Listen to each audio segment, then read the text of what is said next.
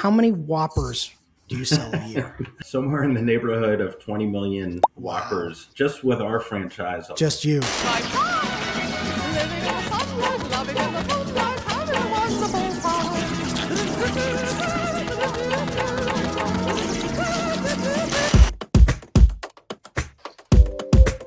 Welcome to Restaurant 365 Presents Behind the Numbers. This is a show where we talk to restaurant owners, operators, chefs, kitchen managers, CFOs, everybody involved in making successful restaurants, all about what they do to make them tick. Before we get started, just a quick reminder to like and subscribe to the show wherever you're watching, and please consider leaving us a review. It helps us continue to bring you these incredible guests and conversations while growing and supporting our amazing restaurant community.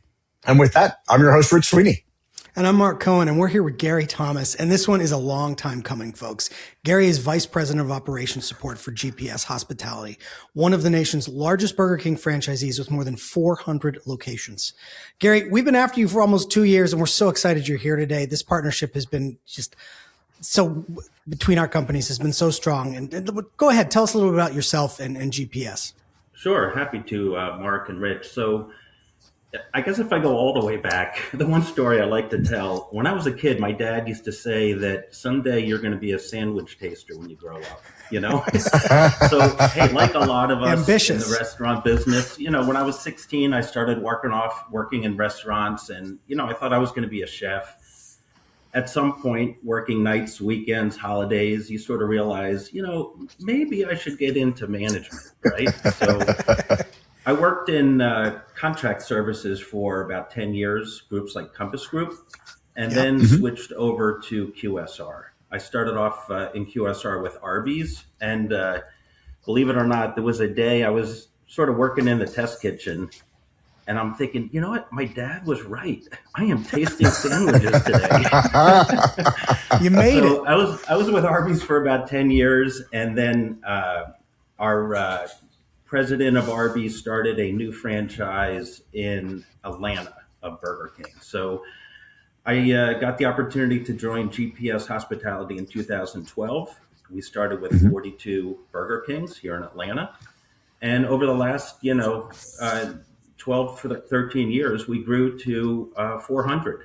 And Wow. We also operated some Pizza Huts, and we also operated some Popeyes. So just a great opportunity to be part of a team that's growing and, to sort of work with the back office systems as they had to grow with us as well. So I'm sure we'll dig into that bit about how our Absolutely helped us out. And you're still tasting sandwiches. So Exactly. Awesome. Well, welcome to the show, and let's dig in. You know, we always like to start with sort of a big question, right? Like, what do you think is the most important thing that you're doing in your restaurants, day to day, week to week? What's sort of the main focus for your owners and operators? What do you think they should be focusing on? Well, I could really go back to the charge that I gave R365 when we started talking about, switching to that back office system. Hey, as a company, we pride ourselves on being operators. We're really not real estate people. We're not really there to buy and sell restaurants.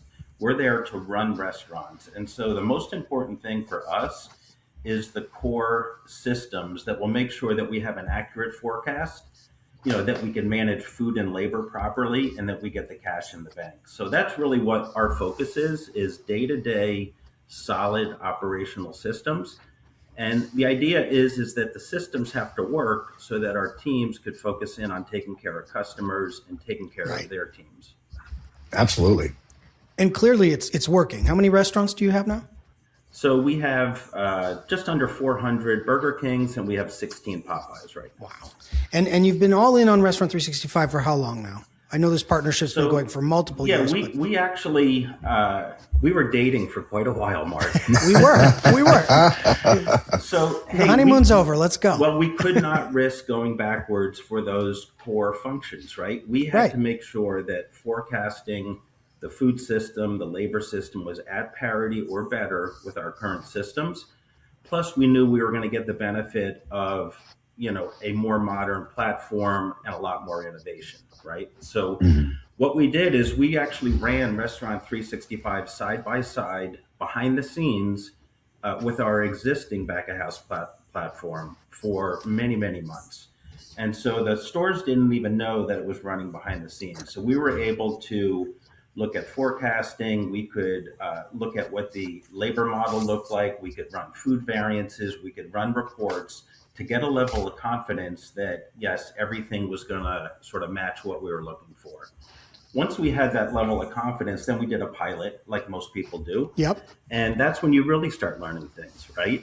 So we started off with 20 stores, and all the things that you don't really see in sort of behind the scenes, you start seeing in pilot, where people start sort of hitting it with a hammer. And one of the things that I really appreciated about Restaurant 365 is that they really understood who the user was, right? Our user is not necessarily sort of a sophisticated person who does analytics or works in the office.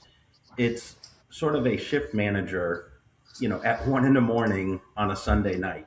Right. And they're just trying to figure out how to get out of the store, right? How do I do inventory? How do I, make sure that the money gets in the tills and that type of thing. So, really what we were looking for with R365 is a platform that, our team members who are working at that Sunday night shift could just adopt it quickly and move on, with their tasks. And you have been great partners for us in terms of getting us to that level, right? In terms of simplifying and sort of removing the friction to that side of the software. So we've appreciated all the input that you've had for us over the years, and we're just thrilled. We're at a place now where you guys are fully bought in and fully using all parts of the solution. And speaking of your team members, how many team members do you have? How many employees do you have? So there's about 10,000 altogether. Now, QSR, you always hear like, oh, there's 150% turnover or 200% turnover. Right. Statistically, that might be true. But, the core management team, the core full-time employees are fairly stable, but what you'll see is that in a restaurant, there's going to be some folks that sort of jump in and jump out, right? These part-time roles, the ones that people are looking for a couple of dollars or a summer job. So, I would say that from our district leader team, directors, VPs, very, very stable. We have seen a change in our restaurant management over the years. Like the type of person who's running a store is a little different compared to back when I was running a store. And I think that's why a solid back of house platform is even more important, right? We have a different type of user. Someone that, maybe doesn't want to know how the sausage is made, right? They just want to say like, hey, tell me what you need me to do. Right. Don't make me guess. If you want me to do food, give me a button that says food, right? Right. So that's really what, working with R365, we've been able to sort of customize that for our user. Well, and it's interesting. We've talked about this before on the show. It's like we expect so much of our operators, right? They're sort of these unicorns in the industry. We expect them to understand, employee management and then guest services and then some administration work and be a financial and, we ask so much of them. So the ability to sort of replace some of those tasks with software is obviously super critical. And the role of the operator definitely has evolved over the last 5 to 6 years, hands down. I want to get a crazy number out of you though. How many Whoppers do you sell a year? You're going to make me do math now. Yes, huh? Yes. Put on your unicorn hat. Okay, do some financial Can I use analysis my phone? For us. Can I? Yeah, you can. So, our average Burger King serves about 400 people a day. Okay. So, 400 times 400 for a year, you're looking at, like almost 60 million guests. About a third of them are going to order a Whopper. Okay. So we're looking at somewhere in the neighborhood of 20 million Whoppers just with our franchise. Just you. Yeah. Dang. That's incredible. That's incredible. Yeah, and that's a Whopper of a number. How many are your way, right? Like hold the pickle. Yeah, right. Well, because that's part of your culture, right? You guys you make it your way, right? That's definitely been the brand as a whole. I feel like has really transformed in the last 5 years. The marketing has been super strong, and I'm sure you're feeling that in terms of revenue and how the stores are performing. I mean, what's that process been like? So sort of watching the brand almost reinvent itself. Yeah, and when you think about how we consume things has changed, like even shopping for clothes. Like, how many of us are going to the store and trying on things versus ordering online Yeah. and sort of having it delivered, right? Order Same 6 thing of each happens in size. restaurants, Yeah, right? Like, exactly. most folks aren't coming in and hanging out in the dining room, right? We have a whole new segment of delivery, which, on average, it's 10% of our business now, but we have stores that are doing 20+% of delivery. And then plus we always have a 60 to 70% drive-through. So when you think about it, like 8 out of 10 customers, we have a very, very limited opportunity to make a connection, to sort of give them the type of service that we would expect when we go out. So I think the fact that Burger King has leaned into you rule and service and, providing that space for people is really sort of like just really hit on something that people are looking for right now, right? Just that connection. And, whether it's, we come up with a plan where we, if, dropping a note in a delivery order that, hey, if you have any issues, give us a call, or whether it's a proper greeting or, we have a saying at GPS, we say yes, right? So like, how do we Love take that. care of I like customer it. services? Well, at GPS, we start with yes, right? And then we try to make sure that the customer's satisfied. So, hey, I think that it just really hit on something at the right time. So you have that service piece where I feel like people are looking for some type of a connection, but then you have that focus on product quality, right? Like, we're talking about the Whopper. We're not talking about how many Whoppers you could get for how many dollars. We're Right. talking about a premium product, right? That we elevated the packaging and made sure that all the ingredients were clean. So I think, those two pieces together, that quality product and that service piece, Burger King has been on a great run and Yeah. sort of unlike anything we've seen in the 13 years we've been in the brand. I mean, the brand itself feels like it's having kind of like this almost rebirth. What started with the CEO, kind of eating the burger, and has just grown into like this massive thing. And now it's funny to kind of hear more, like it's one of those things now I hear it more where people are talking about Burger King and the Whopper specifically. So I think it's just an awesome thing to see, like, kind of those small little changes in that focus on, it's almost like getting back to basics, right? If you focus on the quality, that's going to speak Yeah. for itself. And we're seeing that happen. Well, to RBI's credit, they have really formed a partnership with the franchisees over the last few years. Investments, allowing us to remodel stores that make sense, allowing some stores to close if you need to, Right. and sort of rebuild a new location that's in a better market. So hey, that's been going on for several years, and I think this is sort of the fruit of all of that labor. And obviously, you get to 400 locations. The ROI on a BK has always been relatively strong for your company. The AVU has been good, but sort of this has taken it, I think, a little bit to the next level. I think when we talked, you said you're on your 5th quarter of positive sales. Yeah, so we've been on a very nice run. Now, comp sales are sort of a funny thing, right? You're comparing against yourself from last year. Right. And, a lot of us in the business love every other year if if you want to earn a bonus, right? So you have a bad year, next year you're going to beat it, right? But hey, we are seeing positive comp over positive comp from last year. And really it's because the customers have come back, right? Yep. When you have declining customer counts, you could only maintain your sales for so long by raising prices and sort of, focusing in on guest check, suggestive selling, that type of thing. The real magic is when customers start coming back and you start increasing customer counts year over year. So then you don't have to rely so much on discounting. You don't, you're really just, getting loyal fans that are going to be frequent users, right? Right. If someone comes back one more time a month, that's sort of the philosophy. So what we have seen is, a huge chunk of the positive comp sales is a result of additional customers coming back and coming back more frequently. Right, that throughput piece is so critical. I mean, and sales are great. Obviously, increasing sales is critical. But then let's talk about margins, right? Let's talk about you said something when we spoke about you're using Restaurant 365 to sort of manage your people, and so systems are driving the business, right? Not the people are driving obviously the guest experience, but it's the systems that are helping the people figure out what they need to do, when they need to do it, and the common thought is I'm forecasting, which you guys are big on, right? Forecasting is super critical what you're doing. But if sales go up, do I need more bodies? Do I need more people? Like talk us through sort of how you're navigating the labor part of your P&L. That's a great question, because that was one of the tools that our 365 customized just for us, right? Right. So our philosophy was to win or lose every hour throughout the day. And what I mean by that is that let's say you have a forecast to do $3,000 and you're allowed 80 hours.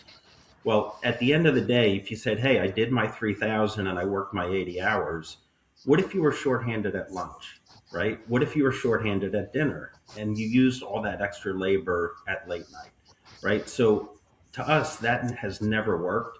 What we want to do is win or lose every single hour throughout the day. So the way our labor matrix works is that if you're going to do, let's say, $500 in sales from 11 to 12, you may need 7 people. And so the forecast will allow us to determine or forecast what the sales will be every hour throughout the day.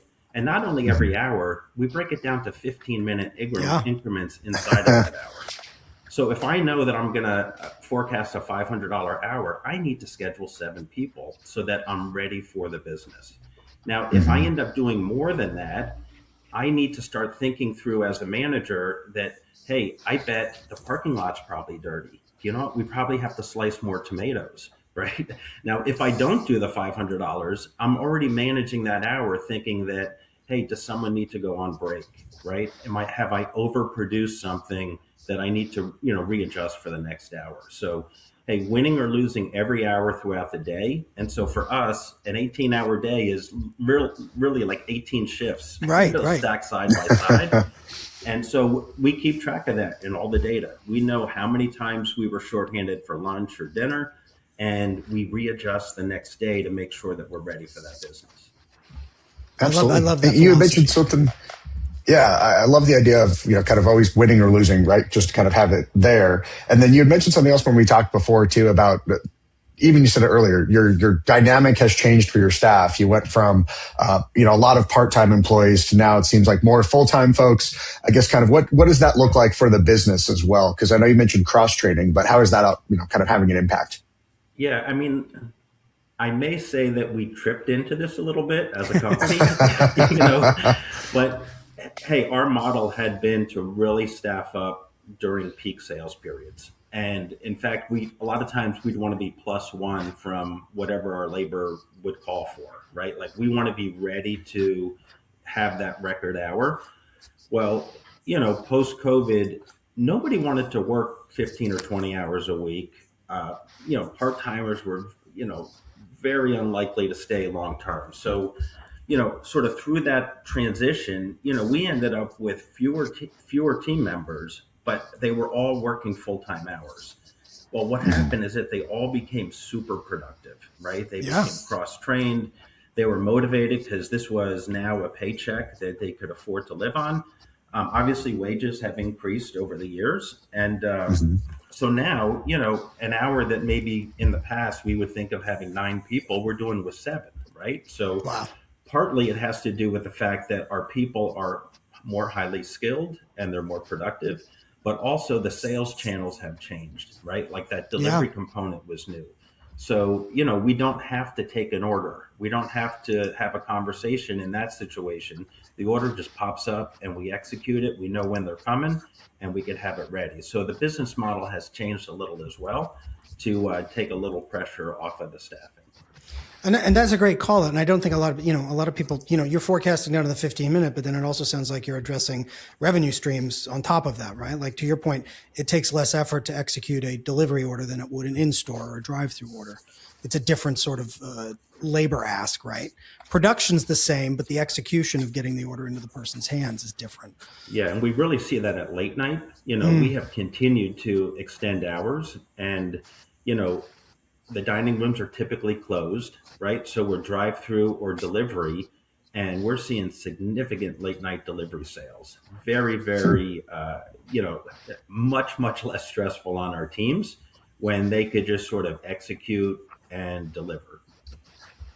And one thing I think we also were discussing, you were talking about how BK's been focusing on what you called the prime driver. What does that mean? I don't know what that means.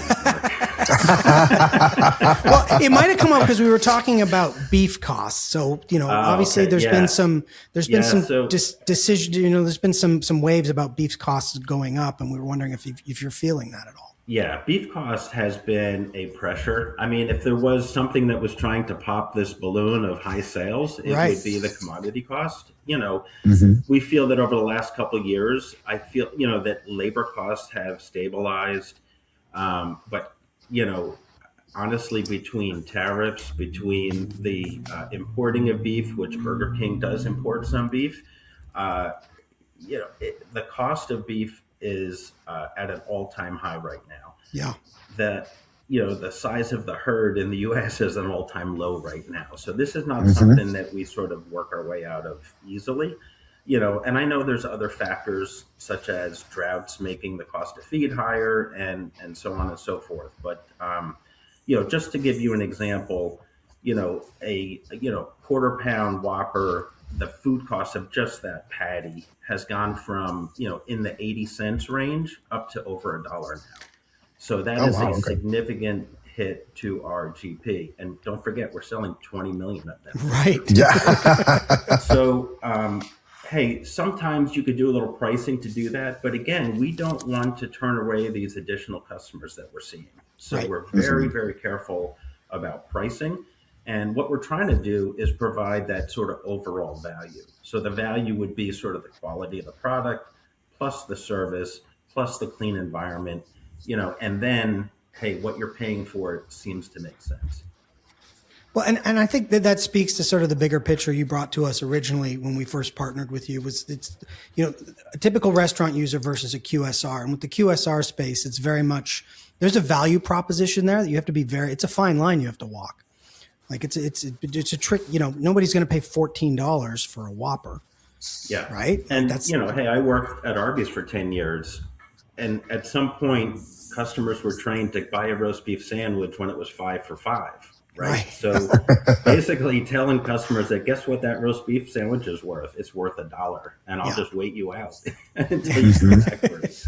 But I think it goes both ways. Then, if somebody's paying too little for something, then the value proposition is diminished, right? Like they're going to take it. So I feel like it's a very sweet spot you have to sort of land in. Yeah, with and pricing. The challenge with Burger King as opposed to some of the other brands, Chick-fil-A type brands, our AUVs are somewhat smaller, than a McDonald's or a Chick-fil-A. So, hey, those margins are very, very important. Thus, the need for really strong operating systems.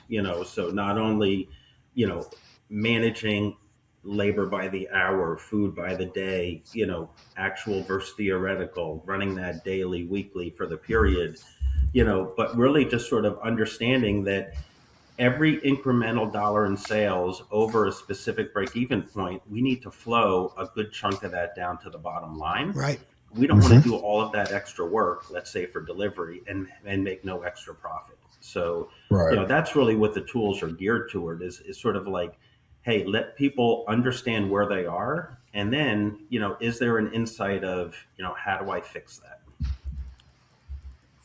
And I want to, I want to call out again. Your GPS has been such a huge driver of the operational side of our product. Like a lot of the systems you're talking about that we've developed with you are in the product today, and that's a big part of that's been because of you and your team, which is awesome. And really adding sort of understanding how an operator is going to interact with the software. I remember you talking to us about making something wiggle, right? Like when they click on it, like because you understood, like they get that, right? They've got an iPhone, they touch the thing, it wiggles around. That they're interacting with it, and you really were really vocal about bringing that level of interaction to the product, which has made a huge difference. I think what helps us, and it's not just me. I mean, I have a great team in the sports center, and our operations folks are involved every step of the way.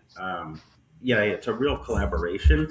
But, we all remember when we were printing off inventory count sheets and walking around the storeroom and trying to figure out, okay, now where did I put, that case of product?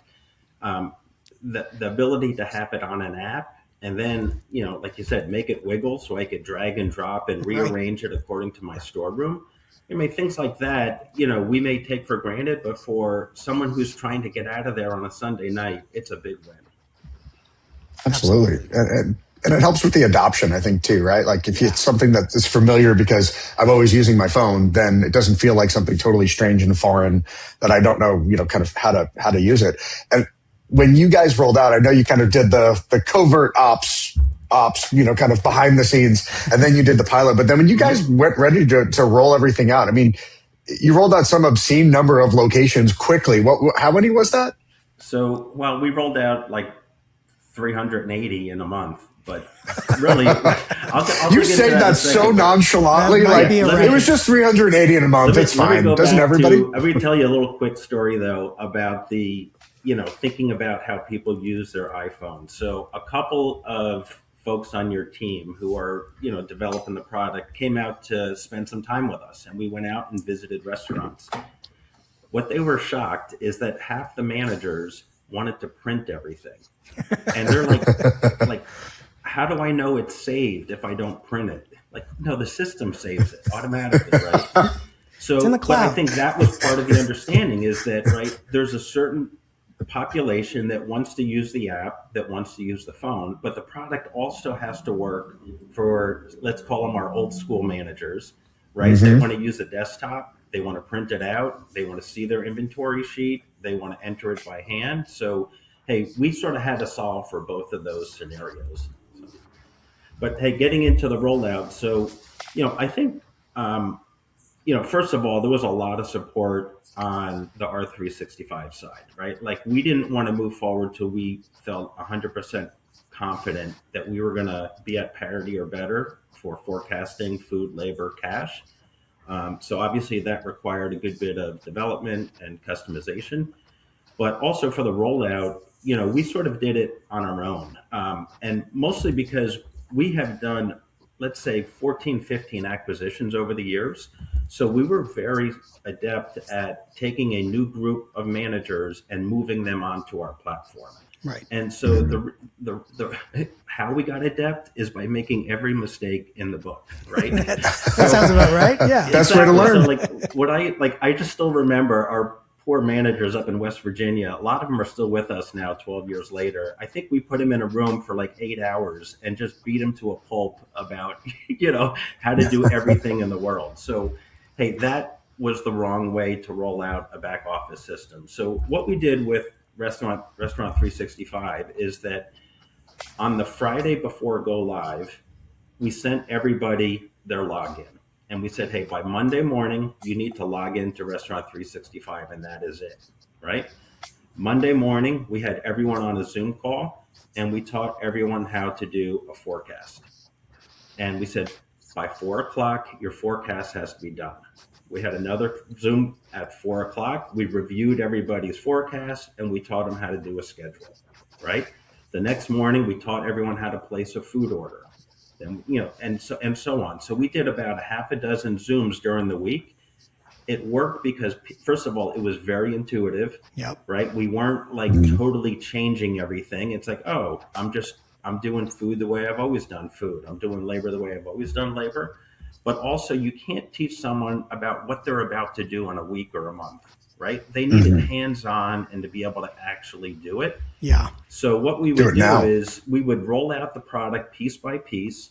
By Wednesday or Thursday that week, we turned off the old back office system, so they were forced to use the new one. The second week of rollout, we had voluntary calls for Q&A. We would go from having 30 or 40 people to 10 people to 2 people on those calls very, very quickly because people they were using it and they adapted. So the way we did it, we started on the first day of a new payroll cycle. We started with a pilot group in a division. So they were sort of week 1 and the rest of the division was week 3. And then week 2 was the pilot of the second division and week 4 was the rest of that. So really, like I say, it took a month. It really took a week, right? For each person's experience was a week. All right. Yeah. We'll go back and edit that. 400 stores in 1 week. Done. Yeah. I mean, that's Gary incredible. doesn't understand why nobody else runs on this schedule. It's so easy. What do you mean it took you 90 days? Come on. But I mean, Should I mention it took 2 years till we got to that point? Well, we've been dating a while. Edit that part out. We got there. But I mean, that's the way to attack it, right? Like we always say, you can't eat the whole elephant at once. You really do have to break it up into those small sort of digestible Mark, if my pieces. kids listen to this, they're going to know that saying, because that was said a lot in our house. Yeah. One bite at a time. One bite at a time. It's true. And then to your point, though, they've got to have that hands-on, like they've got to just get in there and get their hands dirty, right? And bringing it to them in a state where you knew they could engage with it and adopt it quickly. I'm sure you had no doubt that it was going to be successful. Yeah. And then, hey, we were at parity, but over time, we've had some big wins as well. And I would say one of the things I've really been thinking about for 20 years was to integrate the back of house with the payroll system and with the point of sale, right? Mm-hmm. Previously, we had 3 employee records. Right. You'd hire someone, you'd put them into the back of house, you put them into the point of sale. Well, as soon as something changes, now you have a mismatch between the 3 records. Mm-hmm. So a big win is when we integrated with our payroll provider. That's the source of truth. Mm-hmm. You create an employee there. It flows to the back of house. It flows to the point of sale. No more editing in 3 different places. So things like that, I think, have been sort of the value add over time. Something that we didn't have in our previous, back of house system that, again, it just simplifies and helps the managers focus in on taking care of their customers. Employee maintenance has always been a tough one for us, right? So to your point, most people have 3 systems of record. There's always going to be the point of sale. There's always going to be the payroll solution. And then we're usually sitting in the middle of that, aggregating all that data. So the dream has always been to have what you have now, right? That single employee record that moves from payroll to R365 to the point of sale. And we're developing that with other point of sales right now. A lot of people listening to this are going to be very jealous that you already have that functionality because it is not, we're not, we want everybody to have that because that's, what a quality of life improvement across the board. Credit to Frank on your team because he heard from me a lot over the years. So shout out to Frank on the podcast. I love it. We love Frank. He's amazing. But that is our end goal for everybody. We want everybody to have that because it is such, just the fact that it cleans up all the employee maintenance, but to your point, it also streamlines the workflows. It's streamlined. I think before you had this, you had people that were starting to work that hadn't been onboarded. They weren't in the payroll system yet, right? Like you start to lose track of where they are in that cycle. So having it just single source of truth, which has always been sort of our mantra, is huge. I'm so glad we were able to get that for you. Absolutely. And so let's talk about, we're halfway through the year. Our big theme is transformation. We're transforming. We're having our event in Scottsdale this year. How is GPS transforming this year? What's on the horizon? Well, I think first of all, you say AI and everyone's like, oh my God, I'm so sick of AI, right? And I don't even know what AI means anymore. Yeah, right? No, most people don't. But, hey, the restaurant industry traditionally has been sort of late to the party with a lot of sort of new technology. Oh, absolutely. I do think there's a huge role for AI to further the goals that we've been talking about. How do we make it simpler? How do we make it easier for people to focus in on what's most important, right? Taking care of guests, taking care of their teams. A buddy of mine, Mike Kovac, always said, if people knew how to fix it, they would have already fixed it, right? So it's one thing to tell someone, hey, you missed food last period. Okay, if I knew how to fix it, I would have already fixed it. So I think, to me, that's what's next is how we use a platform like R365 to get insights and say that, hey, you missed food, not because you missed it every day for a period. You had 3 days on the weekend that everything went haywire, right? Like, how do I pinpoint the cause of it? And then how would I go about fixing it? Well, here's a tool where you could see whether it was the day shift or the night shift, right? Does it, is it something that happens a little bit every day, or Right. did we lose a whole case of Whoppers on a Friday night, right? So Mhm. I think that's sort of what I'm looking forward to. So not only from our back office system, but obviously there's work going on with our security systems and loss prevention, as well as our BI tools to sort of wrap it all up together. So, we could inundate people with insights, and that is the last thing that we need to do in our business, Well right? said. We Yes. we need a tool that's going to look at the 50 metrics and tell you, do you know what? You got three big rocks, right? Let's focus in on the first one. And the first one maybe is, staffing. And here's how we could go fix the staffing, right? And then once we fix that, then we'll move on to the next one. If I'm a district leader and I have 7 or 8 stores, I need to do those same kind of analytics for all 8 of my stores. Hey, that's a big task. If I Yeah. had a Mhm. tool that would do that for me and say, this store is food, that store is labor, the third store is speed, the fourth store is service, now we could spend our time wisely and sort of work smarter rather than harder. And that's it. I think to simplify it, right? AI for us is all about increasing productivity, right?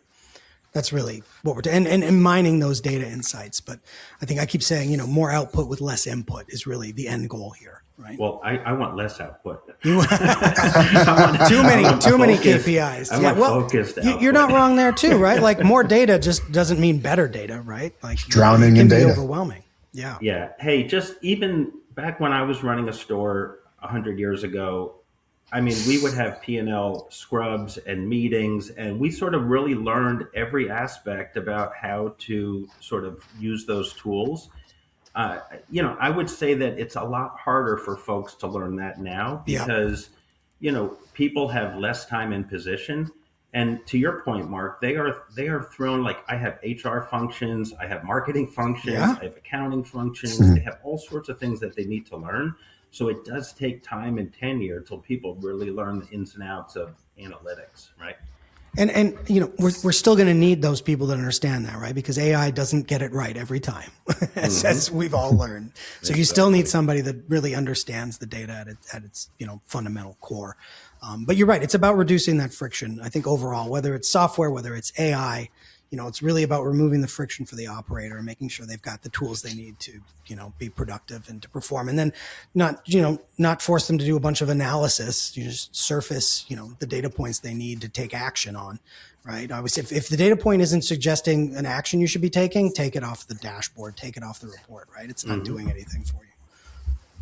Yeah, I mean, And we you- don't need to buy a blank Excel spreadsheet and expect people to load it up with all of their data, right? Right. I just really what I want is those 1 or 2 insights, and then, hey, what action can I take to try to fix it? Yeah. And you had mentioned something else too when we were talking before about, I think, a really great way for using AI because it's kind of just sitting there in the background for your drive-through and kind of like auditing the team. I guess, can you speak to that part a little bit more? Like that's a great way, I think, for leveraging tech so that a manager isn't having to listen to every single conversation. Yeah, so this is a test that we're sort of working on right now, and the idea is that is there insights that can be gained from the conversation, right? And to me, I think how you use a tool like that is critically important. There's no team member that wants Big Brother listening in on every conversation and then playing gotcha and say, hey, guess what? You didn't say you rule, right? So if it's used as a coach, right? Like, so I'm a new cashier. This tool is going to help me be better at my job. And if I suggestive sell so many times and the system helps me by saying that, hey, if you suggest this, you're more likely to be successful than something else. And guess what? If you hit a certain friendliness score or suggestive selling score, you're going to get a bonus or you're going to get a free meal, right? Yeah. Like now the tool is my coach, right? And so I think that's really the approach that makes the most sense in our business is that it's not a gotcha. It's not I'm out to, find out what you did wrong, but how can the tool help somebody be more successful so that they get positive comments from the customers, they feel proud about where they work, and they sort of feel proud of their team that, hey, we're giving great service to our customers. It's a Love great way that. to And it's handle it. also giving them a little bit of extra incentive, right? If you know that there is something that's going to be tracking those things and you're checking those boxes and you're doing what you need to do, then there's going to be a payout for it, kind of Yeah. personally or, hitting your wallet. Yeah. So, hey, the key is that it has to be in real time, and I Yes. have to be able to see how I'm doing, and so I could course correct, and I could end the shift on the highest note possible. Managing by the hour. I love that Yep. philosophy. Yeah, Absolutely. absolutely.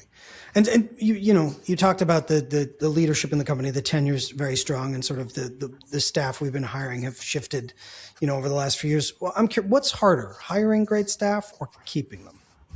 Well, we found that the best people are the ones that we grow. I mean, I Mm-hmm. mentioned I started when I was 16 in this business. Our CEO, our VPs, all of our directors of op, we all started as kids and we sort of grew in the business. And so we try to take that attitude with our teams. It's like, I want to see someone that has a little bit of hunger, a little bit of desire, a willingness to learn. They're going to make Mm-hmm. mistakes. We have to let them make some mistakes. And then, our best managers come from team members to shift to assistant to running stores. And hey, I think that process got accelerated a little bit post COVID, where we were throwing the keys to some folks and seeing if they could swim. But hey, the folks that sort of understand our culture and understand the business, from like, hey, this is not this is not an easy business. It's hard, right? It's physical. It's very hard. So, you Mm-hmm. hire someone who's never done that from the outside. There's a lot of shock and awe, but you grow someone from the inside and all of a sudden they're thinking about, what, I could have a career in this, right? Well, and I think you guys do a good job of that in your cult. That is part of the culture of GPS. I noticed that very early on. Yeah. You lay that out for folks day one, like, hey, if you want a career, if you want a path forward, this is what it looks like. Yeah, one thing our president, Tom, has always done is that, people want to know how to be successful. So you have to communicate early on. How are you going to be measured? How do I get a raise? How do I get a bonus? How do I get promoted? It's not a mystery. It's not because you're someone's favorite. It is like, hey, you are getting results and you're doing it the right way. Love that. What would you say? What's one like small, relatively small, whatever it may be, improvement that you've made that's had just a huge impact on the business over your time?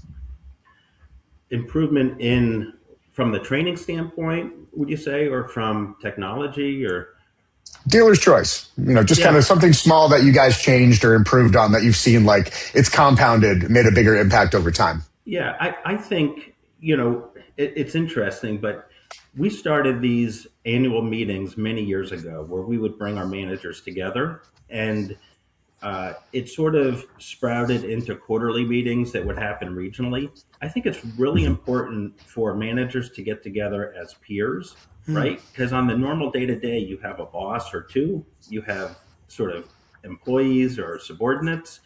Very seldom do they get a chance to sort of, hang out with their peers, who are walking in that sort of same path. So I think it's been really important and a great benefit that we get our people together. They hear from the leadership team, they hear from the executive team, and they get a chance to spend some time with each other. They share a meal, So to me, I'd say that is an important part of building that culture over time. Yeah, that feedback loop is so critical. We've talked to a lot of people on the show about that. Like it really does need to be a full 360 feedback loop, right? Yeah, Not just input from the absolutely. guests, inputs from everybody who's working. We've talked to operators. They're leveraging internal tech for this now, where employees can rate their shift and give feedback on how the day went within the four walls of the restaurant. I mean that. I hate to say, Mark, but that was in my suggestion board. Well, I'd love to be able to, through the R365 app, have that. Okay. a thumbs up, good job kind of thing, Yeah, absolutely. We will either go buy that company or we'll build it. And now we put it on the pod, so now we can take the episode back to the product team and be like, sorry, come on, guys.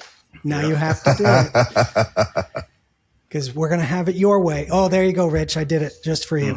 So, Gary, we always like to end the show with a bit of a hot take on the industry. Something you love, something you hate. What's your hot take on the QSR space these days? Well, I think we sort of talked about it a little bit. I really feel that we're all looking for a little bit of a connection right now, right? And so when we go out, hey, I think at some point we got used to less than perfect service, and we would be pleasantly surprised when it was good. That to me is what makes people come back again and again. Yeah. So at Burger King you rule, and I think that culture, that attitude has helped sort of cement that idea that, hey, the customer is very, very important. And again, we've gone from like all we talked about was speed to all we talk about now is the guest. And I think that's an important cultural shift. And it's something that when we go out, we look for, and I think our guests are as well. At GPS, you say yes. At GPS, I we love do it. say yes. Rich, I GPS, think you Gary say did a yes, better and- job of weaving in the you rules to this episode than we did. I think this is the I first was time just gonna a say, guest I has mean, I am a outgunned you. professional at Burger King. I've been here 13 years.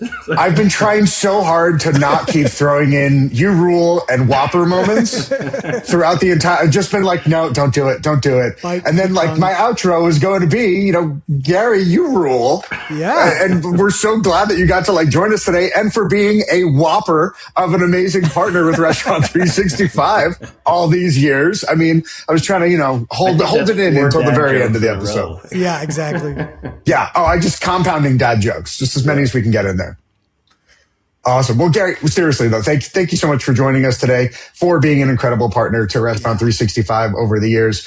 For everybody who is listening and watching, you can learn more about GPS Hospitality at gpshospitality.com and across all social media platforms. And I'm guessing you probably already know where the closest Burger King is to you, but you can find the iconic brand across social media. And stay tuned for what's coming next, because we're seeing Whoppers of change. Whoppers of change. That could be a new slogan. I like it. I like it.